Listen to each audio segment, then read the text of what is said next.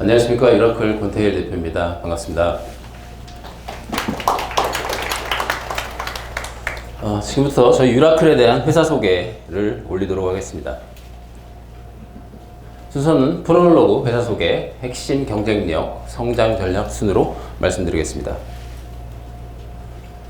2014년 당시 그 구글의 회장이었던 에릭 슈미트가 그 대만에서 열린 모바일 컨퍼런스에서 이제 모바일 퍼스트에서 모바일 올리, 그러니까 모바일 채널만으로도 모든 서비스가 가능하다라고 이제 천명했습니다. 그 후로 3년 후인 2017년에 모바일 트래픽이 인터넷 트래픽을 넘어섰고요. 2022년 기준으로 모바일 트래픽은 인터넷 트래픽의 1.5배에 달하고 있습니다. 최근에 이 모바일 올리의 가장 좋은 사례로서 국내 대표적인 쇼핑몰 아시겠지만 무신사가 데스크탑 환경에서 쇼핑몰 들어가도 이제 모바일 화면만 보이는, 그러니까 그 웹 환경을 버린 거죠. 그래서 모바일 올리, 그러니까 모바일 채널만으로도 충분히 모든 서비스가 가능하다는 대표적인 사례로 보시면 될 것 같습니다.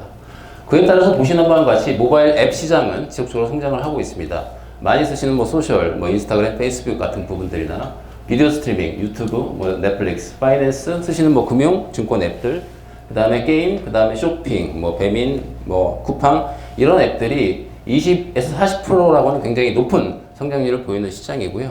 특히 2022년 이후로 비즈니스라고 하는 기업의 업무 환경을 모바일로 올리는 시장이 급격히 성장하고 있다고 시장 조사 자료는 얘기하고 있습니다. 그에 따라서 글로벌 모바일 앱 개발 플랫폼 시장은 오른쪽에서 보시는 바와 같이 25.4%가 성장하는 매우 높게 성장하는 시장으로 지금 형성되어 있음을 보실 수가 있습니다. 기업의 업무 환경을 모바일로 올릴 때 이제 표준화한다는 건 방식을 하나로 통일해서 하는 부분들이 대부분이라고 보시면 될 것 같습니다. 그 이유는 그 앱의 생산성 및 유지 보수, 운영의 효율성 때문인데요.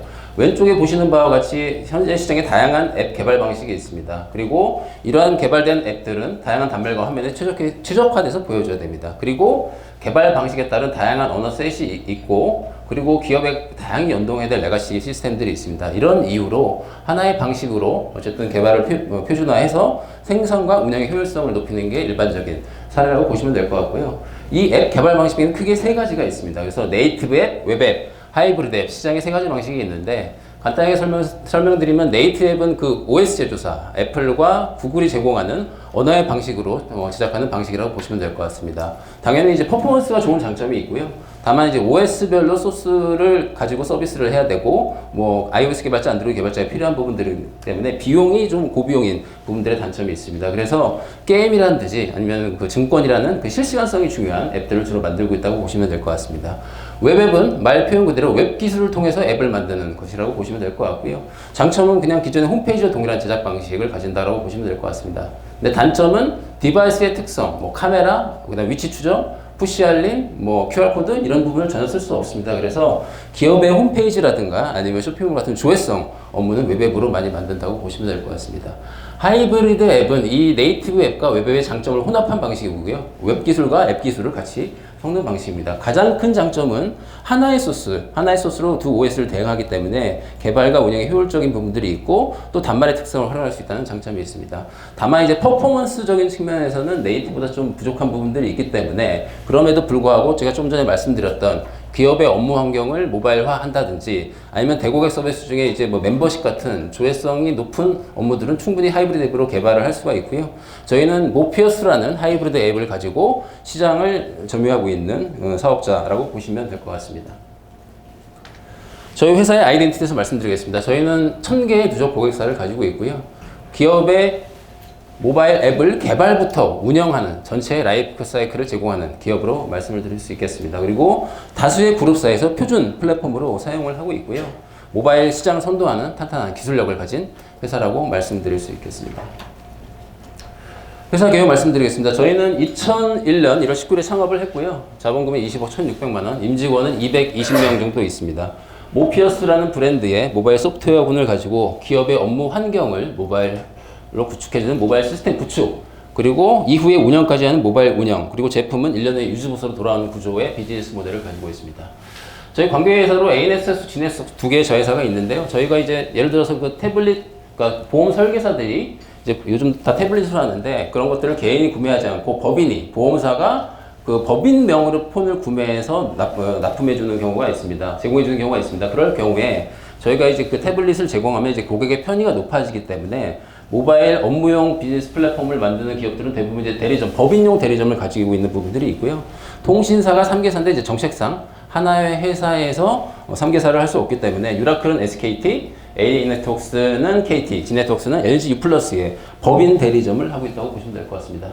저희 경영진은 창업자이신 저희 조준희 회장님께서는 2001년부터 대표이사를 역임하고 계시고 지금 2021년부터는 소프트웨어 산업협회라고 하는 저희 13,000개의 기업이 가입되는 법정단체의 회장으로서 여러 가지 정책이나 그리고 유라클의 어떤 공공이나 시장의 포지셔닝 그리고 해외 위주로 사업을 하고 계시고요. 저는 2001년 9월에 입사해서 2021년부터 각자 대표로 유라클의 사업 개발 관리 전반을 맡고 있습니다. 저희 회사는 한마디로 23년 동안 모바일 한 우물만 팠다라고 말씀을 드릴 수가 있겠습니다. 근데 그 모바일이라는 환경 속에 디바이스는 아시겠지만 여기 뭐 PDL 쓰신 분도 계시고 안 써보신 분도 계시겠지만 PDA, 피처폰, 그 다음에 스마트폰으로 크게 단말이 3개 바뀌었습니다. 근데 이 단말의 그 변화 속으로 관통하는 또 하나의 키워드는 다중 OS 환경이라는 겁니다. 아시겠지만 PDA는 팜, 뭐 MS 계열의 윈시, 국내 셀빅 이런 다중 OS가 있었고요. 피처폰 상에서도 옛날에 뭐 게임이나 증권을 받으실 때 KTF는 부르라는 플랫폼으로 개발을 해야 되고 LG 플러스는 GVM, SKT는 SKBM으로 개발을 했습니다. 그리고 이게 복잡하니까 정부에서 위피라는 표준을 만들었지만 표준화가 안 되고 하나를 더 만들어야 되는 가장 복잡도가 높았던 시장이고요. 스마트폰은 아시겠지만 iOS, 안드로이드 두 개의 OS가 있습니다.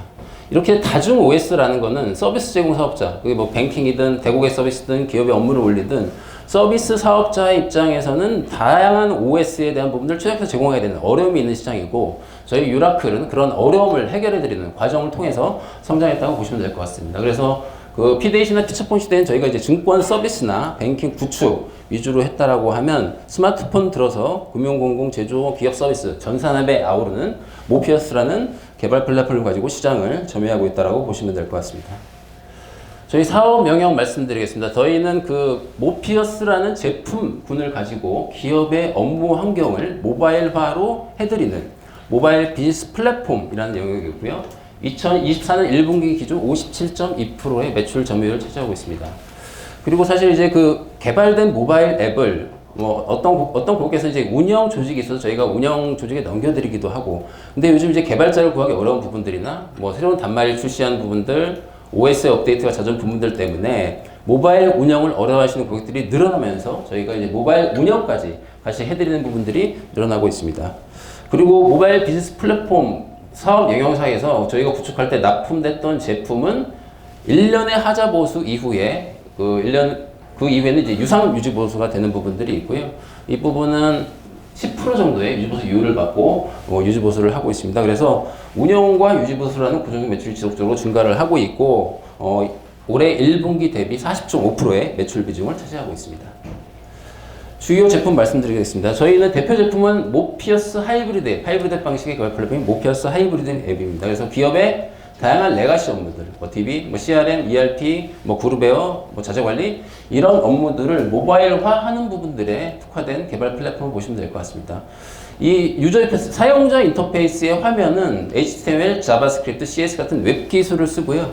그 웹의 UI에서 단말의 특정 기능들, 아까 말씀드렸던 카메라, 위치 추적, QR코드 이런 기능들은 저희가 코어 라이브러리라고 하는 OS에 특화된 기술셋을 불러와서 모바일상에 구현하는 형태로 저희가 지금 제품이 동작하고 있고요. 그리고 기업의 다양한 레가시와 이미 인터페이스를 만들어 놓고 그걸 로우 코드라고 하는 아까 그 화면에서 보셨지만 드래그 드랍 방식으로 쉽게 개발할 수 있는 형태로 제공되는 모바일 앱 개발 플랫폼이라고 보시면 될 것 같습니다.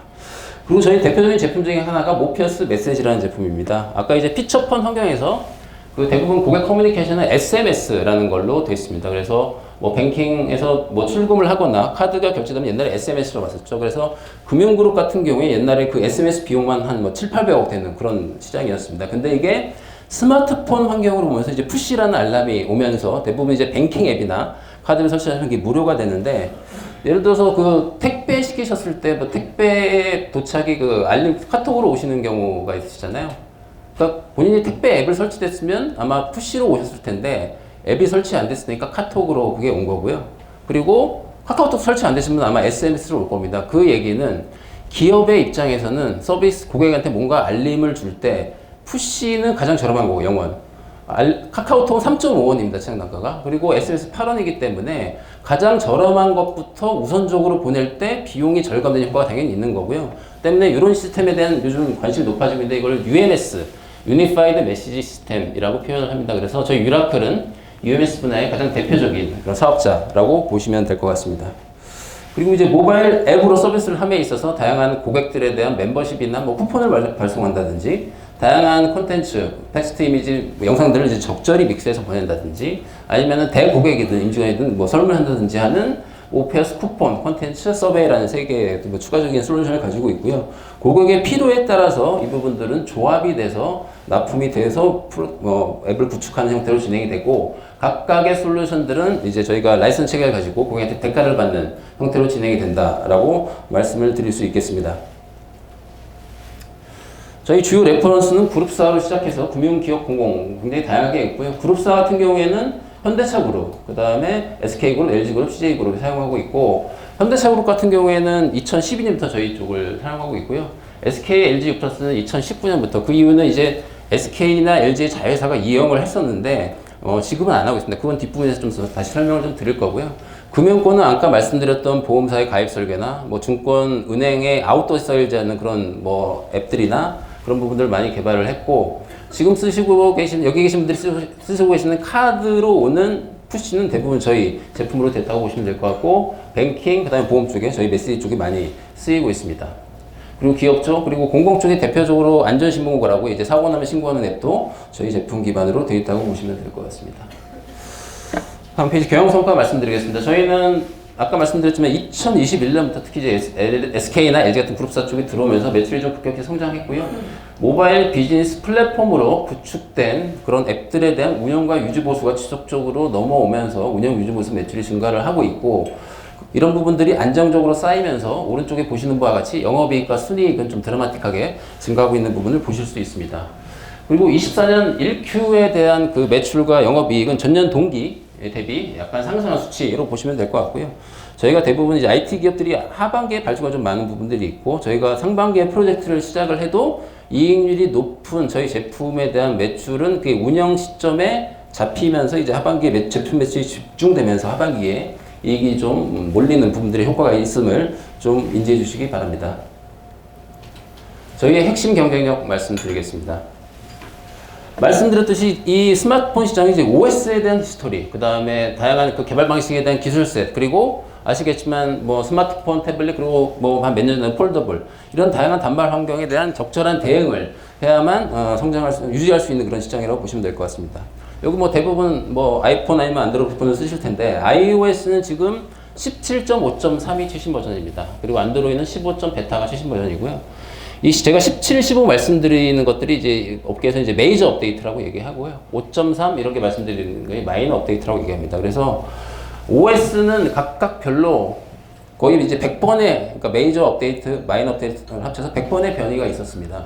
그리고 현재 시장에서 아직도 아이폰 5점 이후 안드로이드 4.2의 단말이 있기 때문에 그 OS 단말의 모든 서비스가 문제없이 돌아가야 됩니다. 이게 이제 개발 플랫폼의 영역인데 스마트폰이 최초에 출현했던 2011년부터 최근 한 2018년까지는 이 모바일 앱 개발 플랫폼 시장은 국내에서 외산, 국내 IT 대기업, 국내 중소기업이 경쟁하는 시장이었습니다. 그래서 외산 같은 게 대표적으로 IBM의 오크라이트라는 제품이 있었고 삼성 SDS 샘플라는 자체 제품이 있었고 SK CNC, LG CNS, 하나 시스템 제품이 있었고 뭐 저희 같은 중소기업은 싱크엠, 미라클 뭐 이런 회사들이 있었습니다. 근데 외산은 요즘 대부분 국내에서 좀 여러 가지 비용이나 뭐 유지보수 어려운 부분 때문에 많이 안 쓰신 경우로 이제 드랍이 됐고요.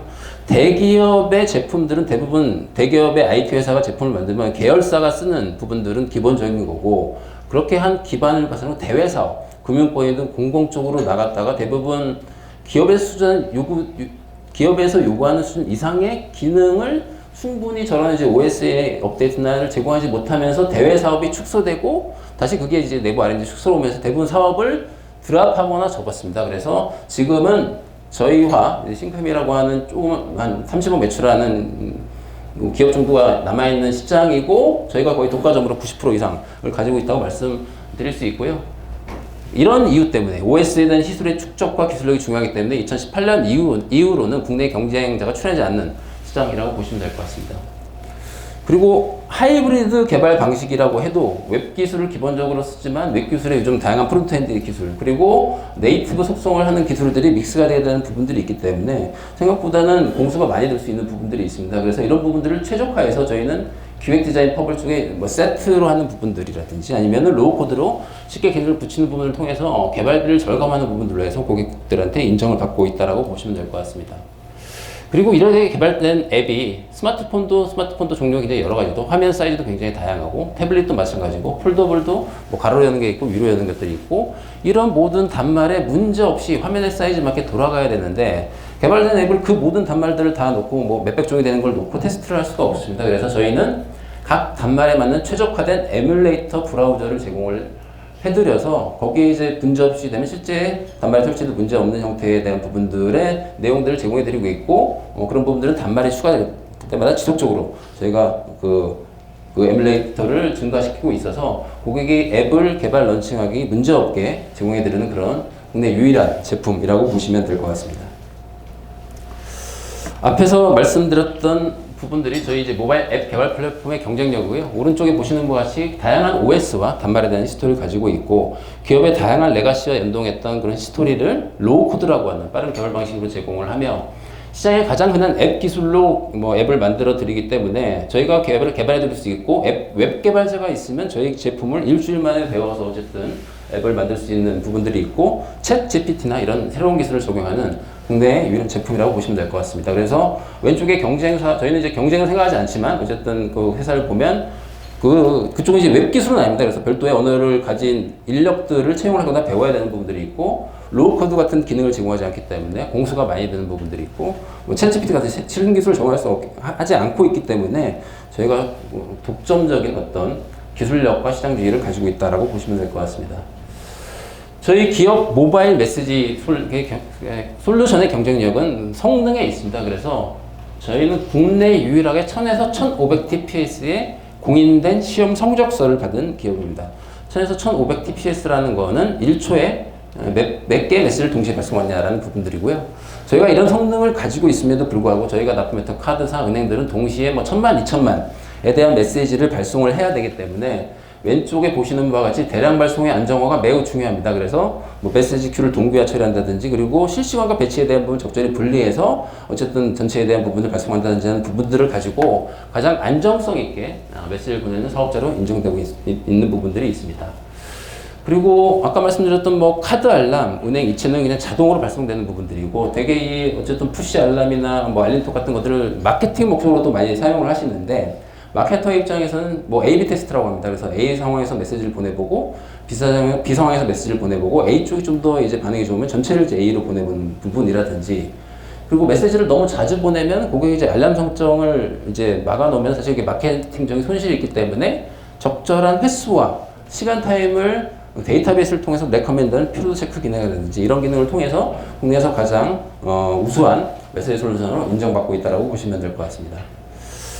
다음 장 설명드리겠습니다. 저희는 모바일 앱 개발부터 운영까지 전체 라이프 사이클을 지원해드리고 있습니다. 저희 모바일 앱뿐만 아니라 대부분의 어떤 IT 시스템의 그 개발 과정을 보면 여기 보시는 것까지 기획, 설계, 디자인, 개발. 그래서 기획자, 디자이너, 퍼블리셔, 프론트엔드 개발자, 백엔드 개발자, 테스터를 통해서 테스트, 그게 출시를 하게 되고요. 뭐 앱에 큰 변이가 없으면 저희 이제 유지 보수만 받아서 이제 OS 업데이트를 하면 되는데 뭐 특정 기능을 사실 바꾼다고 할 때는 동일한 프로세스가 듭니다. 그래서 아까 말씀드린 동일한 인력들이 다 들어가는 부분들이고요. 기업 입장에서는 그런 목적으로 그 인력들을 다 유지하기가 어렵기 때문에 저희한테 이제 운영을 맡기는 케이스가 증가를 하고 있는 거고요. 오른쪽에 보시는 바와 같이 저희 운영 유지 매출은 지속적으로 증가를 하고 있고 23년 기준으로 40%의 매출 비율을 차지를 하고 있습니다. 그리고 지금 다수의 대기업의 레퍼런스를 확보를 하고 있습니다. 그래서 아까 말씀드렸듯이 대기업의 IT 자회사들이 이 영역을 거의 대부분 접거나 지금 접힌 상황이기 때문에 두 가지 문제가 있습니다. 어쨌든 기존의 대기업 IT 회사의 제품으로 만든 앱들이 있습니다. 근데 그게 OS 업데이트가 제대로 안 되면서 제대로 돌아가지 않는 문제가 있습니다. 그래서 그런 부분을 저희한테 맡기는 부분들이라든지 그리고 아까 말씀드렸지만 2020년 이후로 새로운 업무 환경들이 들어오면서 새로운 앱을 개발해야 되든지 이런 부분들이 니즈를 수용할 만한 업체를 찾게 되는 부분들이고요. 뭐 지금 레퍼런스나 기술력 때 저희가 유일한 업체이기 때문에 대부분 그룹사에서 저희를 표준화해서 지금 그룹사를 확산하고 있는 단계라고 보시면 될 것 같고, 표준화라는 거는 어쨌든 명목적으로 그룹사에서 저희 제품을 써야 되는 부분들이기 때문에 저희를 락인이 되고 있다고 좀 말씀을 드리는 거고요. 그런 부분을 기반으로 해서 그룹사 매출이 지속적으로 증가를 하고 있고 작년 기준으로 39%를 차지하고 있다고 보시면 될 것 같습니다. 성장 전략 말씀드리겠습니다. 저희는 단기적으로는 그룹사 쪽에 확산하는 부분들을 성장 동력으로 보고 있고요. 그룹사의 계열사로 확대하는 부분들, 그리고 타 그룹사로 확산하는 부분들을 성장 전략으로 보고 있습니다. 그리고 그 과정에서 해외 지사나 공장에 있는 부분들에 있어서 이제 해외까지 확산하는 부분들을 가지고 있고요.